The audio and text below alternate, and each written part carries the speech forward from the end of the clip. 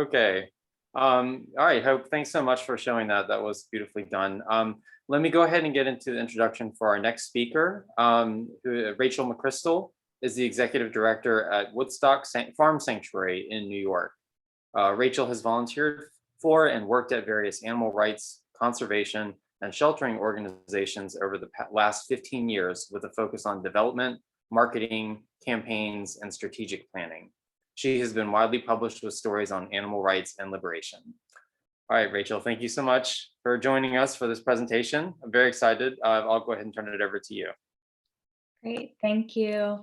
Thanks, Justin and Hope. I'm actually really, I'm sad that Karen's not here, but I'm happy that you both talked about the Humane hoax and all the myths about chickens, because it provides a lot of context for what I'm going to be speaking about.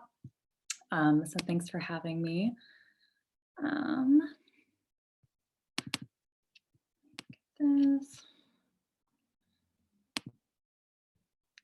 Great, can everyone see my screen? Fabulous. I plan on, this is fairly short, so I do plan on having some time for question and answer at the end. And I don't know how many people are watching on Facebook. Hello, people on Facebook, but I did pull up that feed. So if you are watching on there, I can see your questions if there's anything that comes up. So I'm very excited about this topic. I proposed it to Justin and Hope, and then I sat and thought about it and thought, oh no, there's like 17 different ways I can take this, and I could literally talk for 6 hours on the subject. So I did pick a lane. My perspective is from a sanctuary perspective. So this is our mission vision statements. Woodstock Farm Sanctuary envisions a peaceful world rooted in respect and justice for all living beings. We rescue farmed animals and give them care and sanctuary, connect animals with people to advance veganism and advocate for animal rights in alliance with other social justice movements. So what we do is a lot of what Justin and their partner do at the micro sanctuary, but it's just on a bigger scale. So we have full-time staff and we operate, it's a very large property, and we do a lot of hands-on humane ed. So actually introducing people to the residents, a lot of nationally connected rescue work, and a lot of advocacy on their behalf. So I spend a lot of time thinking about how to speak about the residents that we have in our care. Every other chicken that I have in this PowerPoint, I'm gonna name them. I don't know this little hen's name. She is safe, but this was right before we went in and took her out of this hellhole that she was in as one of the last days of January of this year. And she was at this really small, very local, ethical farm that was one of the rare places that was being shut down by authorities for neglect. It rarely happens. It was happening for her. Sorry. So this is right before she was rescued. So that's why I don't know her name. She does have a name now. She is safe. And those are all of her flock behind her in this tiny poop-ridden place they were living in. So I think for all the reasons that Hope articulated at the beginning of the day today, how we speak about chickens is so imperative because they are, apart from fish, and I do realize the irony, I think I need to get better personally, and Woodstock Sanctuary needs to get better talking about fish. But apart from fish, they are the most exploited and widely consumed, exploited, traumatized, tortured animal on the planet. And they are oftentimes left behind when we do animal advocacy. And I think that's for a variety of reasons. And I think we have to continually, as the people that are tasked with talking about them, I think we have to continually analyze what works, what doesn't work, and what do we see as a success in terms of advocacy on their behalf. So what we're going to cover today is individual language versus advocacy versus flock language, i.e. how do we make an individual chicken stand out when people just think about them as the collective chicken? I want to deconstruct a little bit just based on my experience. The misnomer, I believe, that people don't care about chickens. It's something you hear a lot about in the sanctuary and rescue world, that people don't donate to chicken care, that people don't care about chickens, that because they're not mammals, because they don't resemble us, unlike a pig, that people don't care about them. I actually don't think that's true. I think we can break that down. I also want to talk about what we do when we rescue a bird and how we can build a story. Within that story, who's the protagonist, who is the villain, and who are the allies? I think it really matters. I want to talk about trauma and autonomy, the object versus the subject in that storytelling.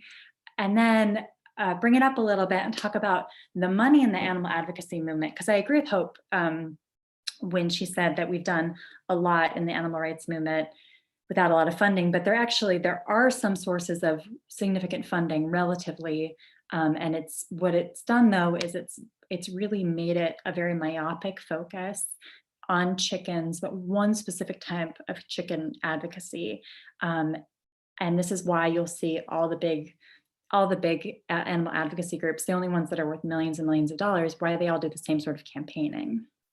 I think that's important. Let's make sure that no one's chatting at me. Advocacy and education, and we'll go into this. So where are we pointing? Whose perspective are we centering? And by where are we pointing, I mean, who are we pointing at when we're pointing out who's doing this? Are we pointing at consumers and voters, or are we pointing at the industries and the moneyed lobbyists that are causing this harm? Is exploitation within a farming system natural, inevitable, and good? So those are the things I think when you do a lot of advocacy, you hear, right? Well, eating animals is natural. Eating eggs is natural. It's inevitable. This is human evolution. We rose to the top of the heap with our giant canines. This is an inevitable thing that happens, which the previous presentation kind of deconstructed that way more in depth than I'm going to. But I would like to break it down a little bit that I think sometimes our advocacy and the way we speak about chickens and what happens to them en masse actually makes people believe that using animals, specifically chickens, within a farming system is natural, inevitable, and good. You just have to do it a little bit differently. This is Juan. He still lives at Woodstock Farm Sanctuary. He is a rooster that means a lot to me. So on the left, you can see him when he was just a little peeper. When he came to the sanctuary, he was between 6 and 7 weeks old, which is the age that those Cornish cross are killed. So he is the type of bird that is bred for meat. They're called Cornish cross, and they are killed when they're still, making the noises that they make to the moms and the eggs. So they're still peeping, they're not crowing yet. So he actually broke free of a slaughterhouse in New York. There's about 80 of these slaughterhouses, and we get a lot of animals who have been escaped or liberated from the slaughterhouses, and he ran for his life, and a very nice family picked him up, and they called him Juan, and they took him to the sanctuary. And he was too little to go in with any of our big flocks. And so we actually had this on the upper left, that bubble is this there was a beautiful pair of disabled senior roosters who were a bonded pair, Magnus and Phoenix.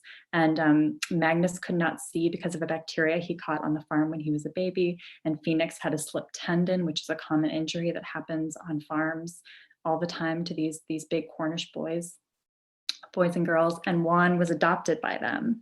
And there's lots of fallacies about roosters. And when we were telling the story about Magnus and Phoenix kind of adopting this little roo, we use that language that they were a bonded pair, that they adopted him. And it actually, I put out a press release just thinking, maybe somebody will cover this. And it actually got on the front page of a local paper, which is a benefit of living in a small rural area, is that you can make almost anything news.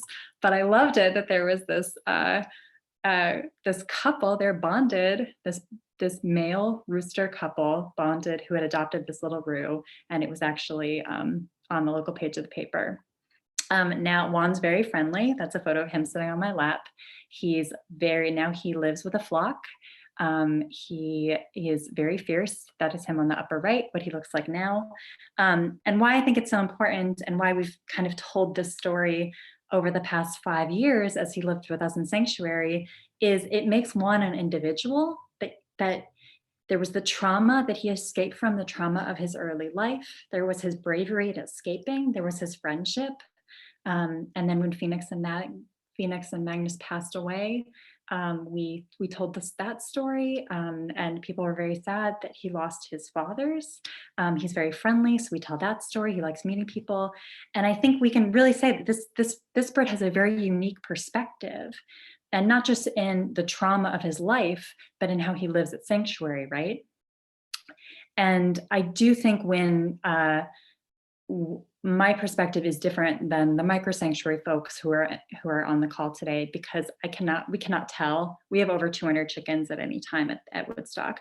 We cannot possibly tell 200 stories in any cohesive way through our tours, through our education, through our social media, through our marketing. We can't do it, but we can tell stories that are consistent so that people do get attached to these individuals, and we can select a few stories to keep telling. And I think that's incredibly important. And the feedback that we get from that sort of telling the story of this rooster who as a baby saved himself and has had this really rich life is really powerful.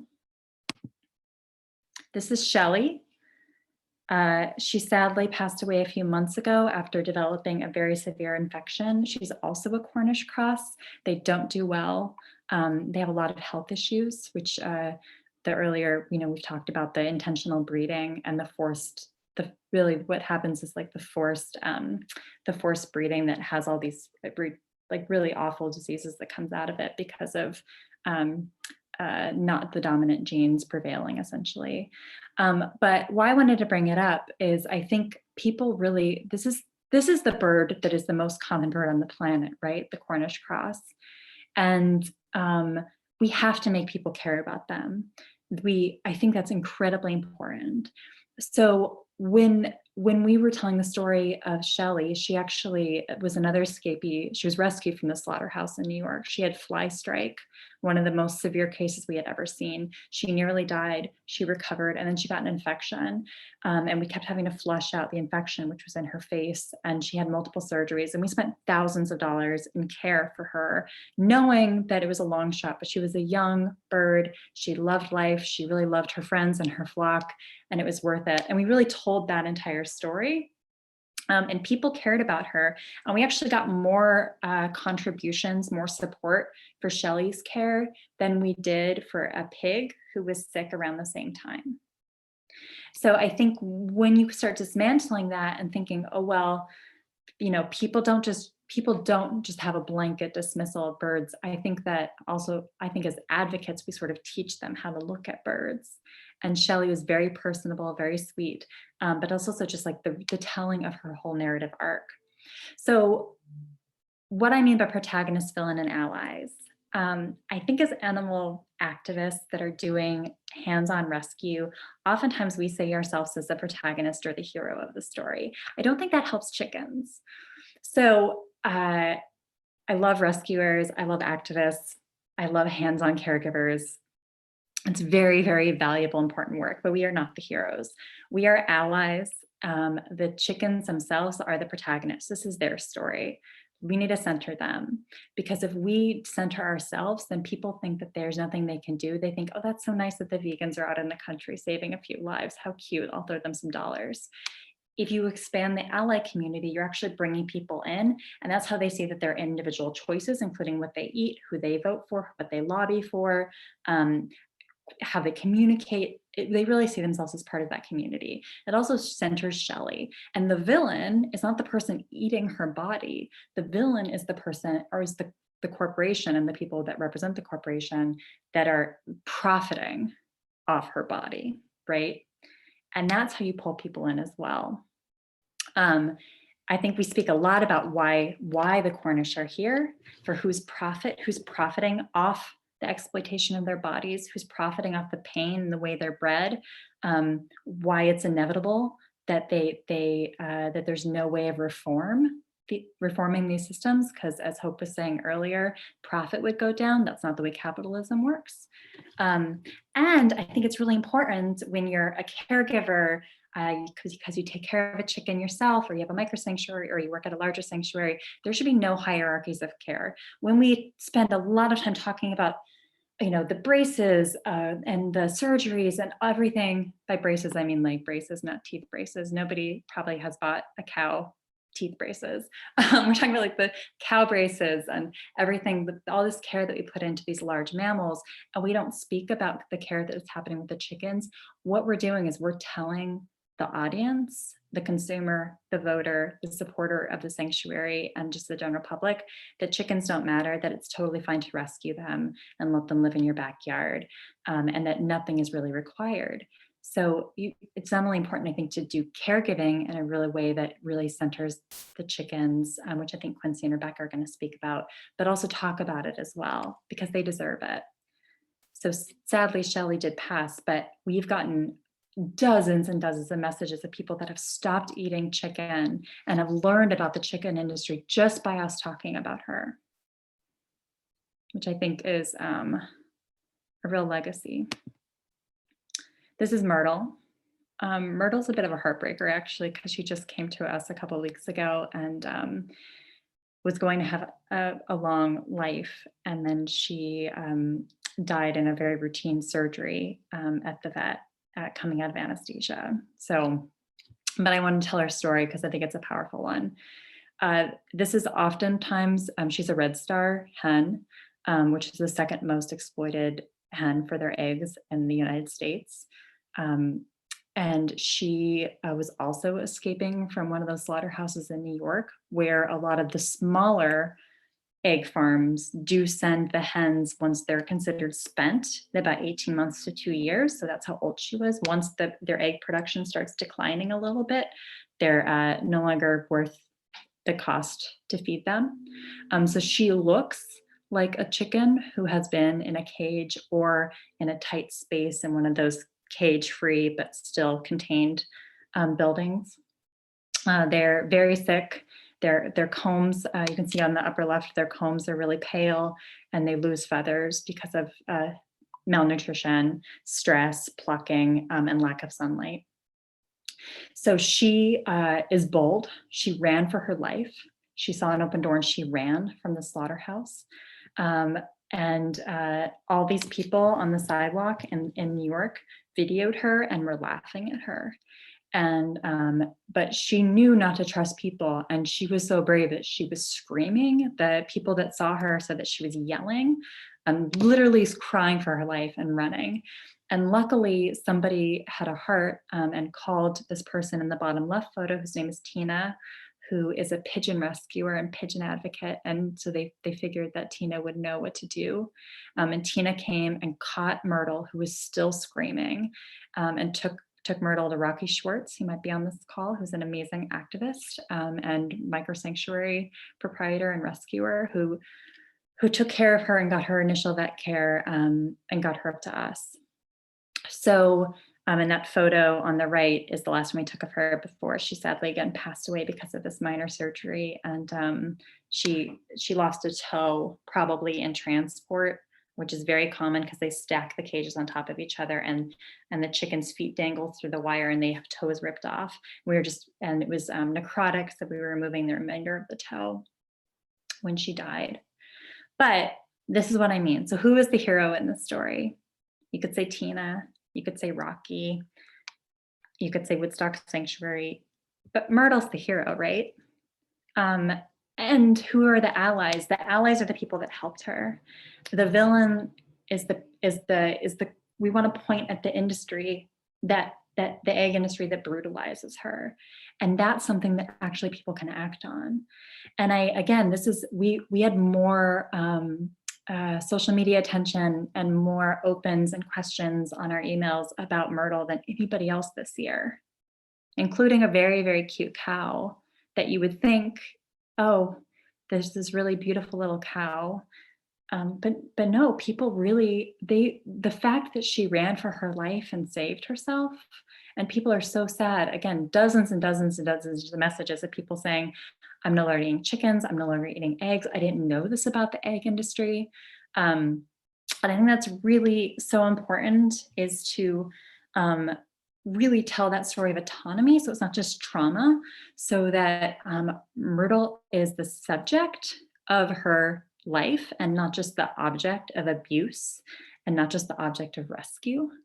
And for those of you who are familiar with Carol Adams, who's just a brilliant, brilliant writer and a feminist who speaks about the links between feminism and speciesism, she uses the term absent referent. And what it means is the distance between the living animal and the meat that's on your plate, and how much cultural conditioning and capitalist framework goes into keeping you from seeing that animal who was, who it now isn't, and who just is dead on your plate. And so the living animal is the absent referent. And I think, who's dismantling that here? It's not the amazing Tina, the amazing Rocky. It is Myrtle, who fought for her life, screaming, and saved herself. And that is what is compelling to people. Because if we told that story and said, Tina saved her, Rocky saved her, now we're saving her, people would be like, oh, yay, great. But you're a hero. But that's not true, right? It's just not true. It's, goat blessed kind people, but it really is about the hero, who is Myrtle, and we all can be her allies. So what does it mean if we are focusing on liberation and not inevitable exploitation? It highlights these individuals who fight for their lives. And I think this is effective from a marketing and advocacy framework because people care about individuals. They just do. There's been a billion psychological studies about it. People don't care about numbers, they care about individuals. So you say billions of chickens died, people say, who cares? You say Myrtle ran for her life screaming, and you say, oh no, what can I do? So again, this is a very big topic, speaking of chickens, but I like doing that framework because I do think, and all the research I've done and all the studies I've done and the surveys I've executed all show that that is effective. And it also takes the focus very minutely. It points to the industry and what the industry has done to these birds, and it points to the birds, and it makes it a simpler story. And the actions that you can take are very clear. This is Scrooge McDuck. I'm not trying to say anyone in the animal advocacy movement is Scrooge McDuck. I just wanted sort of like a money with birds image. So anyway, that's Scrooge McDuck. So what I wanted to kind of bring this high level is because I think that we collectively, as an animal rights or animal liberation movement, have not done a good job of speaking of chickens in this way. I think we've done a better job of speaking of other animals in this way and of giving them personhood and autonomy. But what is really happening, a lot of people are recognizing that chickens are the most exploited land animal.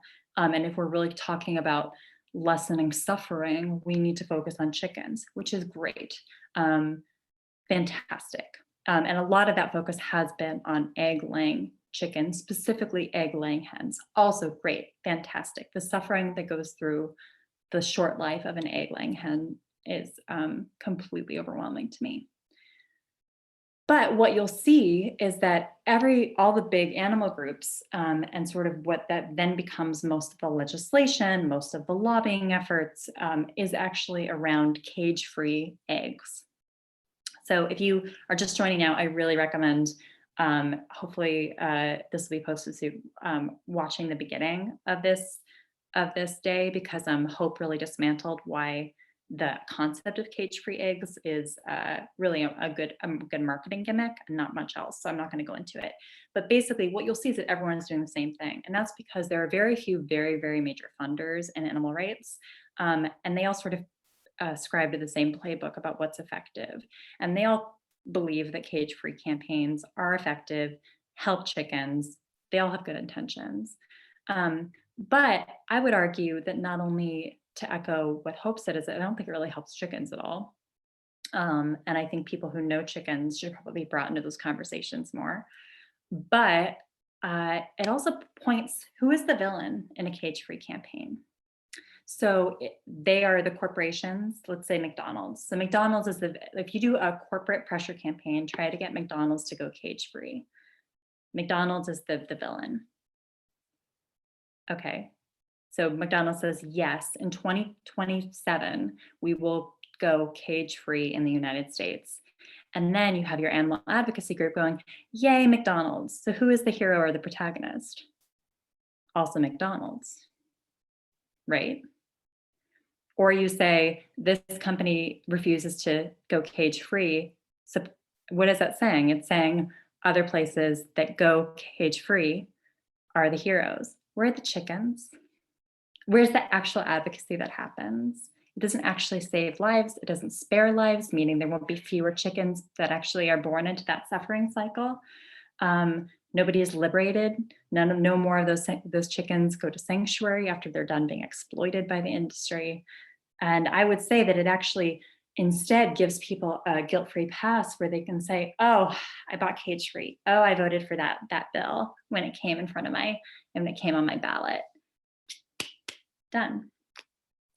And I believe it leaves the consumer / voter / general public with the impression that the farming of chickens for eggs is natural, inevitable, and good.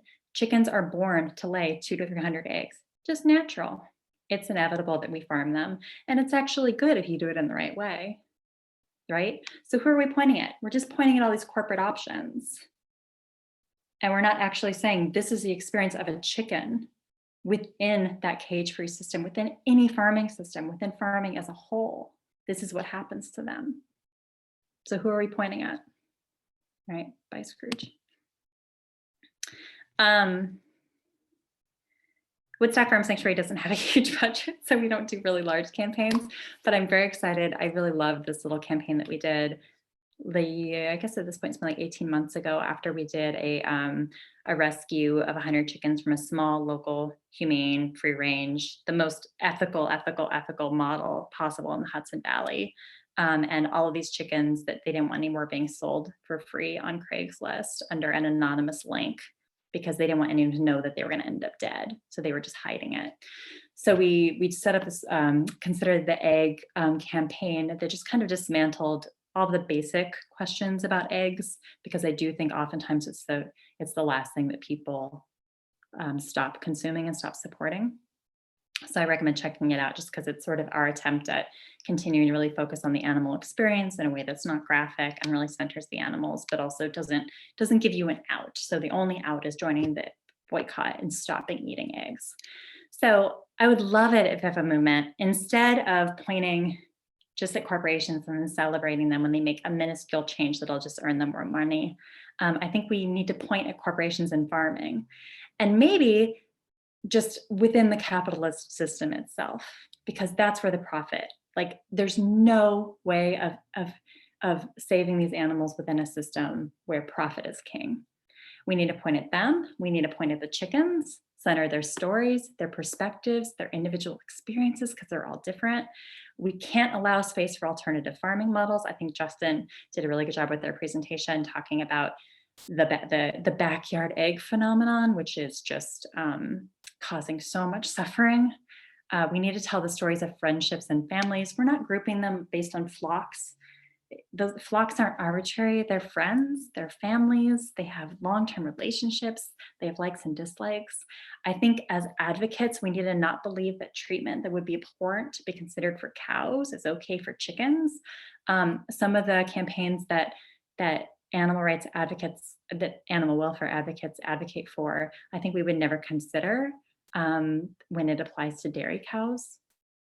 And I think what that implies is that either chickens don't suffer as much, or we don't believe that they're real animals, which is an industry talking point. And we have to really advocate for them as if we do believe, because we should believe that their lives are just as special and that they're just as important as any of the other lives we advocate for. And can we focus on the universal experiences of farmed chickens? So the individual experience as individuals and the generalized treatment. So again, not allowing outs for factory farming versus other forms of farming. I agree with Hope. abolish the term factory farming. Just talk about animal farming. This is what happens to animals within the farming system. This is modern day farming. There's no alternative except to complete abolition and boycotts. And I think we need to disrupt the what is natural, what is inevitable, and what is good, right? Once you start deconstructing that, those are just logical fallacies. Where we are in the farming of animals within the modern day system is not natural, it is not inevitable, and it is not good. I love Suko. This is, I think she often captures what happens in farming and the industrialized, corporatized nature of it so well. This is a painting of hers called Foul Plague that I love. And I think that's what we're fighting to stop, right? All right, I'm gonna stop this share. Oh, hi, Quincy. So we do have some time if anyone has questions or comments. Yeah, thanks, Rachel. That was really well done.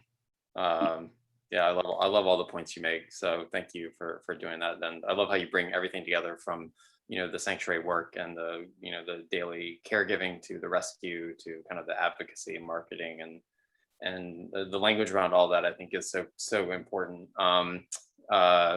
So if you don't mind, I'd love to actually grab a question from the chat to ask you. And I'm going to riff on it a little bit because I'm the host and I get to do that. So the question basically was, so for as you mentioned, like large animal advocacy organizations oftentimes are driving things like free campaigns and like even things like slow growing, flesh birds and things like that are, as you were discussing, that they're not really about the chickens, it's about consumers and making money. So in cases where these are organizations that have, large followings and large budgets, like, do you have ideas or suggestions for how to potentially get them to change to do campaigns and to have language that is more centered on the ideas of like what the animals are actually going through and thoughts about actually, ending animal agriculture? Yeah, I think that's a really great question. I think it's tough because I think the majority of people that work at very large animal organizations do believe that we should be fighting for an end to animal agriculture.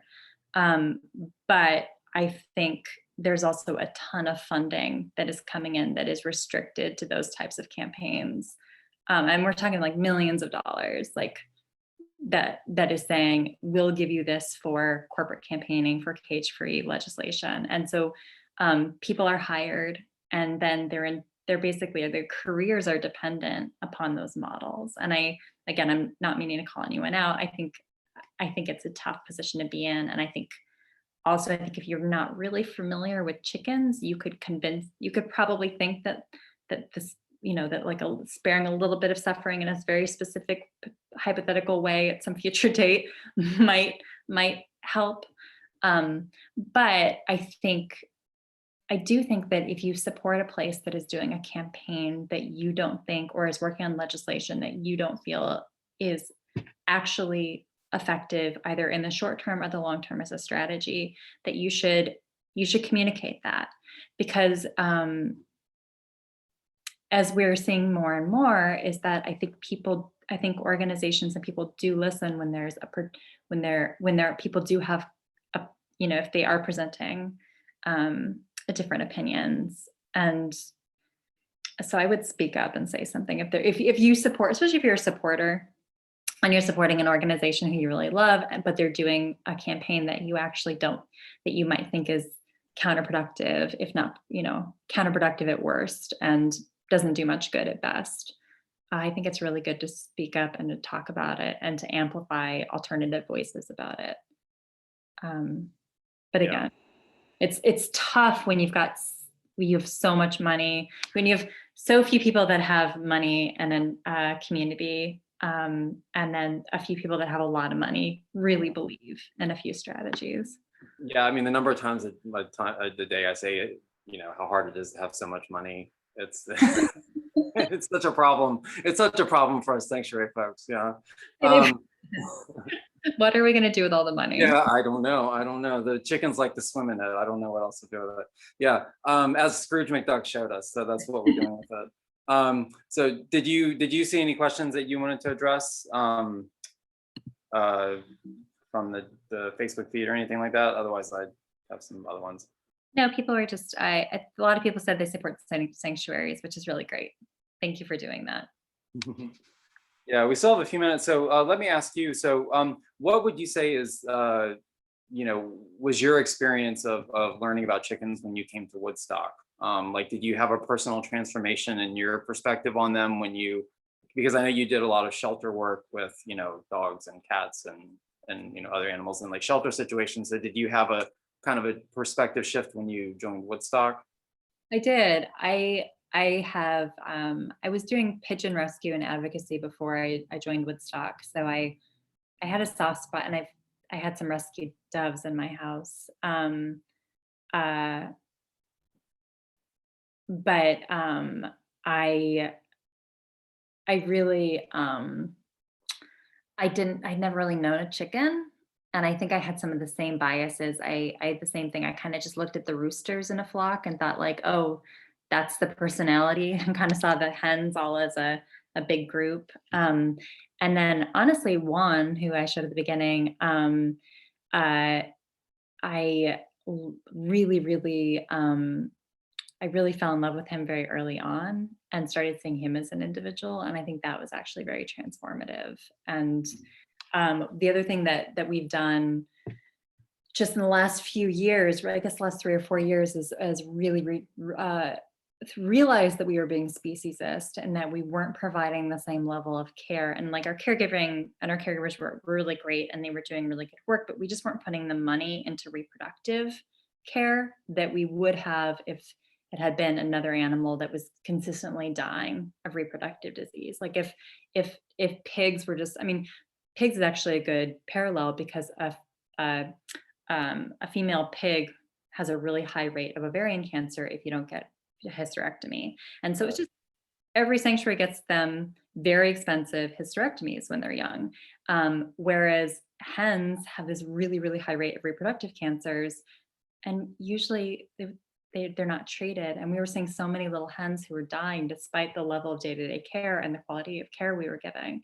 And so we figured out how to invest really in, in reproductive care, which I do think was a mind shift. Which Yeah, for sure. And so maybe this might be a longer answer, but do you have any suggestions for people who are new to learning about chickens and want to take some actionable step, or a couple of actionable steps to like actually make try to make things better for chickens, generally, in addition to obviously advocating veganism and stuff like that? Yeah, I actually really think that more animal activists should look into rescuing chickens. I think that they are, again, Quincy and Rebecca are probably going to speak about this, but I think they are actually, if you currently have a dog and you have the resources and the space to have a dog, you probably could also have a rescued chicken. I think that's like hands-on, and then the advocacy that comes off of that once you actually like see chickens within a space. I also really feel like there is a huge movement that is focusing on, there's not a lot of funding in it, but focusing on working on getting subsidies out of our food system. And that actually would immediately save lives, right? So because of the food system is so heavily subsidized in favor of animal farming. So that is, I think, a huge thing too, is that finding the groups that are focusing on limiting subsidies, and because that immediately will help all farmed animals, including chickens, if we can figure out a way of doing that. Yeah, and there seems to be growing attention on the aspect of vegans who aren't aware of the fact that everything they do, including paying taxes, is actually supporting animal agriculture in a lot of ways. Yeah, Yeah. So yeah, it's a really interesting movement that it seems like it's starting to gather more steam. So cool. Hope, did you have anything you wanted to add? Yeah, I wanted to ask about, I heard you on, I think it was the Bearded Vegans podcast, where you were talking about, I think it was that one, where you were talking about that you were doing surveys to people that came for tours and they were coming to visit Woodstock, and this is before the pandemic, and that you found a higher percentage of people eating eggs, and so you decided to focus on eggs. Yeah. Talk a little about that. I do think that there is a, yeah, so we do digital surveys and in-person surveys. And when we are fully up and running, the in-person surveys get in front of about 10,000 people a year. So it's actually a pretty good sample size. And we were asking folks if they were limiting their direct consumption of animal products, what were they cutting out? What were they still eating? And the majority of people that were vegetarian, the majority of people actually were not vegan. The majority of people visiting us actually were vegetarian, and they usually had already cut out dairy. So the eggs was the kind of the final frontier of the last thing that people will actually voluntarily give up. And so we kind of deconstructed that a little bit and asked questions. And what it came down to really is that people didn't see any harm in it. I think people really don't know how much death there is and how much suffering there is in the egg industry on a whole. And so that's why on our tours and on our education and our social media and everything, we've really tried to focus on telling the story. And I've even seen it, like when we rescued Myrtle, the little chicken who I showed the photos of, even though we said her story about an egg farm, a lot of people were saying, this is why I don't eat meat. This is why I don't eat meat. This is why I don't eat meat. And so we were like, okay, great. But actually if the meat industry were abolished tomorrow, Myrtle still would have died. So actually really, really focusing on that, Yeah. Yeah. Good, really powerful. It was really heartening to hear that you're seeing a shift in that people are paying attention, or not only paying attention, but loving chickens, that they want to hear about the chickens, that they're more concerned about chickens, that chickens are actually raising more funds. I didn't really know that. So I'm glad to hear that shift is happening. That's really heartening to hear. Yeah, it was surprising to us. I mean, in fact, I think we're seeing it with ducks too and turkeys. I think I think if people really can connect to an individual and stop seeing just sort of like the flock mentality, it makes all the difference. Yeah, definitely. Yeah, and I think that's something that, from the sanctuary side of the equation, a shift in perspective and like taking actions to use the same approaches for talking about birds with mammals, or the characteristic megafauna in a lot of cases. Like that actually is something that can have an impact on followers, because then followers start to see these like intricate details of everyday life of bird residents that are like, oh wow, like I didn't know that they did that. Yeah, exactly. And they start to see more like people.